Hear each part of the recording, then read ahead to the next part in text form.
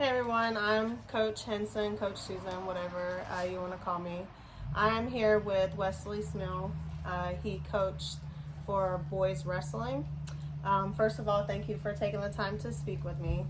I'm interviewing you because I want to find out more about you and your coaching approach.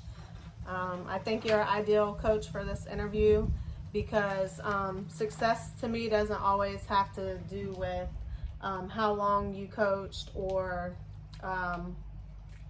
like the score, anything like that. Success means how you impacted the athletes that were involved with you underneath your coaching. This interview is for my coaching theory course. I am going to be trying to get my master's for coaching. So I'm doing that through FSU. And anything that you share with me will just be used for an assignment, and that'll be for like research and for Dr. Bunning. And do you give your permission to be recorded? Yes. Okay. There's approximately 14 questions in this interview. If you come to a question that you don't have an answer for, just tell me to skip over it. Or if you want to end the interview at any time, just let me know. Okay. All right, so the first set of questions, tell me about yourself. Your name? Wesley Smil. And what age group did you coach? The 6th to 12th graders. Okay, so it was just one team? Yeah, I had one team. Okay, and that sport was? Wrestling. And how long did you coach that sport? Just that season, 1 year. Okay, tell us about that season. It was my first time coaching. The school reached out and asked if I'd want to coach. So I went ahead and did it. I went in headstrong, this is what we're going to do. We're going to get in shape. We're going to work hard. Give me everything you got. No excuses. Let's get it done. And pretty much by the end of the season, I realized it wasn't working. It took me a couple weeks to realize I needed to slow down and go at their pace. I had kids quit and kids couldn't handle it. So I slowed down, decided to try to have more fun with it and go at their pace instead. Okay, now why did you agree for wrestling? Is that something that you participated in? I wrestled through my whole middle school and high school. So I wrestled for 7 years. And then I just wrestled here and there, just people I met through the military, we wrestle around. So it's something I've always been involved with. Okay, how has wrestling impacted your life? Taught me discipline, self-discipline, and determination. Okay.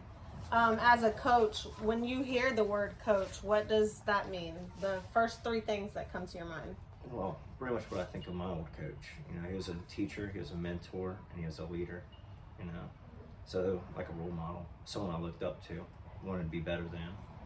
Is that something that you took as your approach to coaching whenever you started? After the first 2 weeks, yeah. After the first 2 weeks, I decided, wrestle with them, join them with everything, and then try to get them to keep up with me as much as I can while not going beyond what they could handle.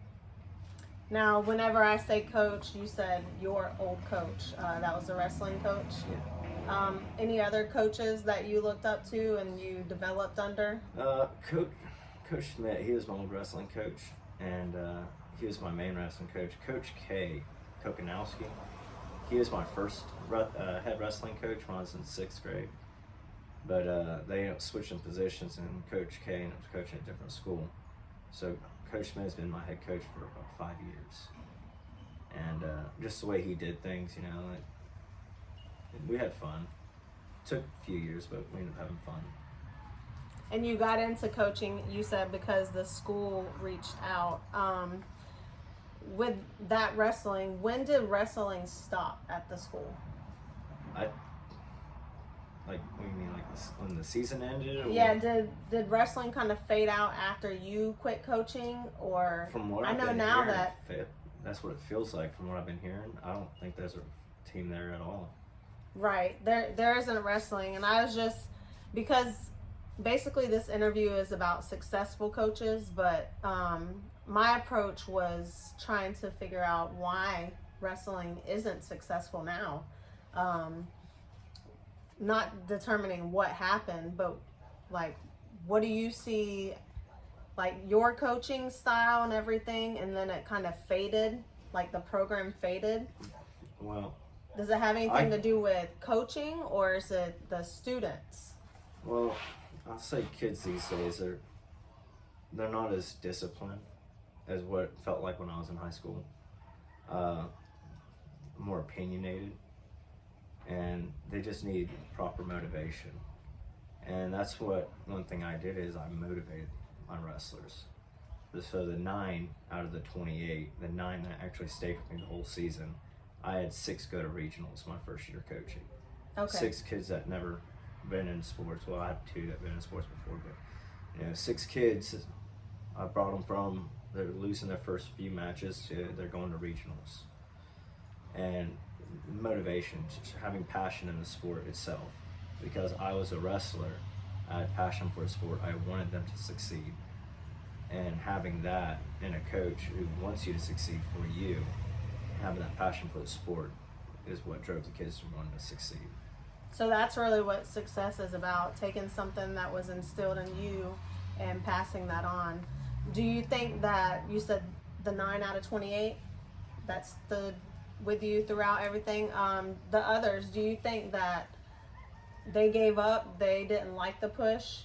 Some of them pushed back, and what happened with the others? The first 2 weeks, I lost 6 kids the first 2 weeks just because, like I said, I went in headstrong at first, and after the first 6 kids quit, they quit more. They couldn't handle the pressure I was pushing on them to run this distance, move at this speed, move with this intensity level, and they ended up quitting. And when they quit, I realized I needed to back off a little bit, slow down, and learn what they're capable of first. And by slowing down, learn what they're capable of and moving at their speed to push them at the speed they need to be pushed is how I was able to save the others. The 9 that stayed at the very end were my varsity team. The others were JV. When the JV season ended, they were gone. So they were younger. Yeah, those were my 6th and 8th graders. Okay, so that kind of like goes over philosophy, but what would be the secret ingredient, you think, for being a successful coach? Like, you kept hold of those 9. What did you do different from the start of the season versus the very end? Understanding them, who they are, and their capabilities. By understanding who they are, their feelings, when they get mad, I learned that's not a time to snap down on them for getting frustrated with something they just weren't getting. Going around and working with each of them individually, that helped a lot too. Some picked up really fast, and I didn't have to pay them much attention. All others, I had to work with them a lot more hands-on.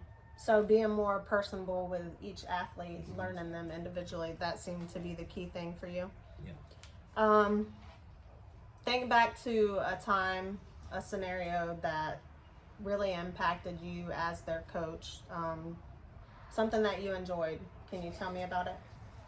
There was this one tournament we had. Well, it was a match we had.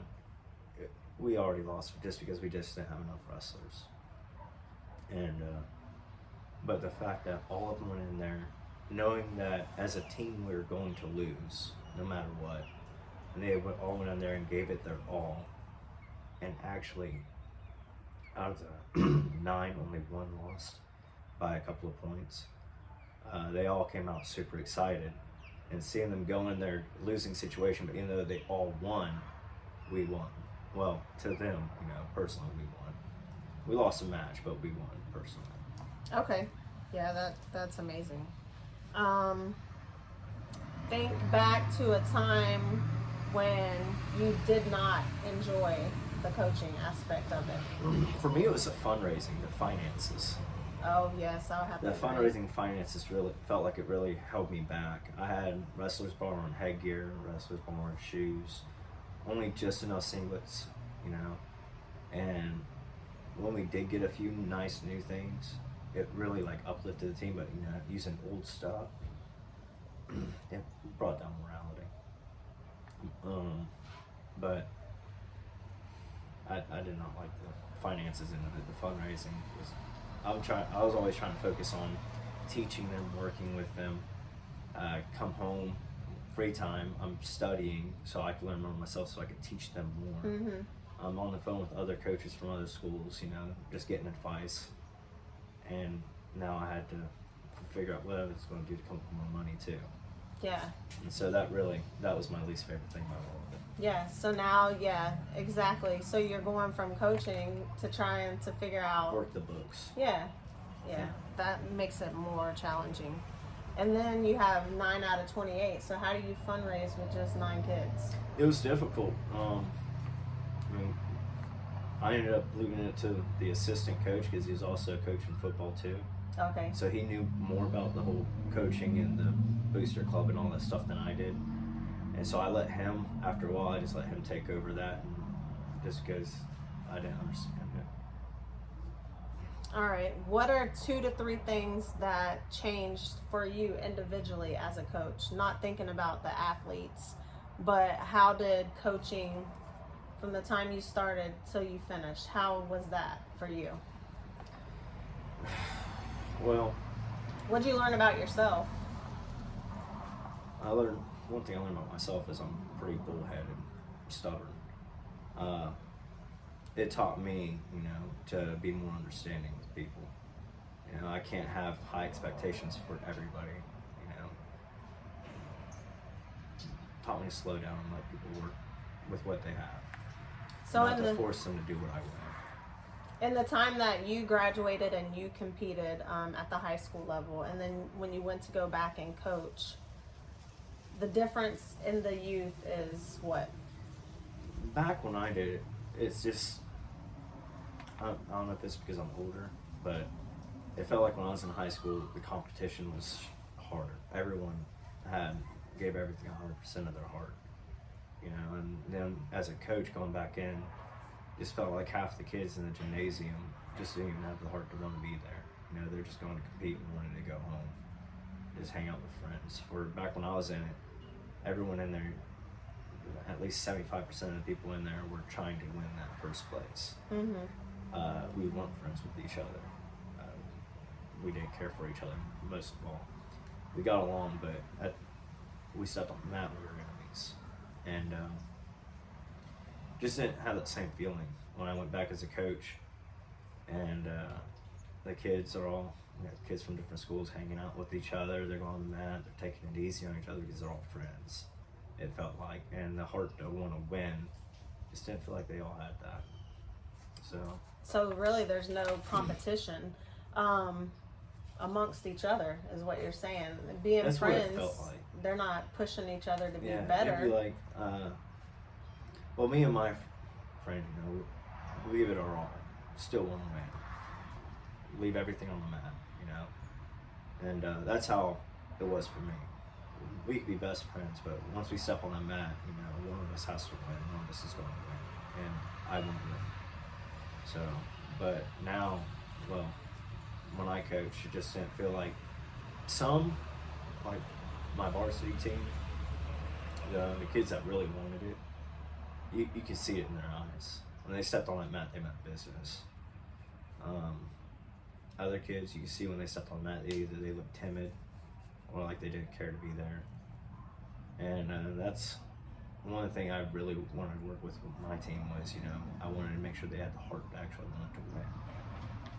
But at the same time, I didn't want them to feel bad if they lost, because there are really good wrestlers out there. So, with much better coaches. So today, the wrestling team at our school is obsolete. One of the reasons why might be finances. Another issue might be the fact that competition, there's just not enough competition between the athletes. And another reason might be because there's not a coach. From the outside looking in, when I look at the school and the fact there's no wrestling team is one, there's no coach there that actually wrestles, that they don't know. So there's no coach there that actually knows how to wrestle and knows how to coach it. The kids, wrestling gets a bad rep just because of singlets and, you know, everyone's touching. And so a lot of the kids, they view it as inappropriate, Yeah, kind of like inappropriate in a way. they don't want to be touching others. Yeah, so because it's viewed that way, and it's not viewed as it's a combat sport. It's a 100% combat sport. You know, it's a form of combat that helps you later in life for self-defense or whatever you want to do. And because it's not viewed that way, it's viewed in this other way. The fact that there's no coach to actually go in there and show them what kind of sport it really is. And no coach could do it right now. Like, I had to quit. I wanted to keep doing it, but I had to leave work half a day early. I took a major financial hit, and I thought, you know, being paid as a head coach, it would make up the difference, but I only got $2,000 for a whole season, and that didn't cover a tenth of what I lost by not going to work. Yeah, tell me about what you do as your full-time job. I'm a farmer. I work with family, and it's pretty much an all-day, 6-day-a-week job. I've been doing it for 15 years. So coaching really like cut into that. You said you were working half a day. What time did you get up? I was up 5 o'clock every morning, sometimes earlier, depends on if I had to run a route first or not. And then would leave work like I'd leave at work around 1 or 2 after lunch. You know, try to get cleaned up some, you know, and get dressed and head over. So I had the assistant coach there to run them and get them ready. You know, run to warm up, get them ready. So when I showed up, we'd get right to it because I didn't want to keep them keep them away from home all day too. Right. So it just made it very difficult for me. Yeah. So you quit coaching, then you went back to working full time. Is there anything that you miss about it?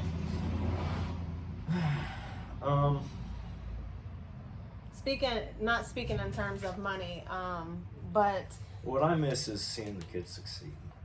Seeing, you know, taking a group of kids that don't even understand the sport completely, to you could push them off with your one arm, knock them to the ground, to kids that could run up, take someone down, and demonstrate to the back. You know, seeing kids basically come up from not being able to fight to being able to wrestle and make it far and love the sport. You know, I miss that. I miss seeing kids succeed with what I taught them and actually loving the sport and being more disciplined and better people when they grow up. If there was a coach out there that viewed this video and that wrestled previously and wanted to take on trying to reform or regroup and get the wrestling back at the school, what's one piece of advice that you would say to them or to encourage them? Honestly, I would say, you know, first make sure, you know, financially you're stable, where, you know, if you don't already have a well enough paying job where you have the time, as long as you have the time, go for it. You go in there and show the kids that you care about the sport, that you care about their success, and give it your all, and they'll match it. Okay, great. Last question: Do you know of any resources that coaches could use when dealing with this sport? You said that there wasn't enough equipment to go around. Is there anything out there that you know of? Honestly, other coaches. A lot of what I did is I talked to other coaches from other schools. Anytime we went to a tournament, the competition between coaches, we're not as competitive with each other as what the students will be with each other. And coaches actually try to help each other because, say, that kid's not part of my team, he's part of this other team. I still want to see him succeed too, just not over my wrestler. But I still want to see him succeed. Right. And so if I had advice for another coach that would help him with this wrestler, then I would want to give it to him so this wrestler could succeed too. So us coaches, we got along, we shared information, you know, tips on, you know, how we could coach in the room, and different exercises, workouts, you know, different ways to do things, and places to get equipment. You know, there's certain stores other coaches know about where they get better discounts than others. Okay. And we shared that information. All right. So great. That's it for our interview. Is there anything else that you want to add? Like, if we was just to wrap this all up and summarize it, being a successful coach, it doesn't mean that Well, to me, it doesn't mean that the sport has succeeded. It doesn't mean that the sport has lasted 20 years, 100 years. What would you say a successful coach is? Get the mindset that winning is everything out of your mind, because winning's not everything. To me, the kids excelling and succeeding, but also being happy. They are just kids. So them being happy and loving the sport is what's most important. Okay. Thank you so much for your time.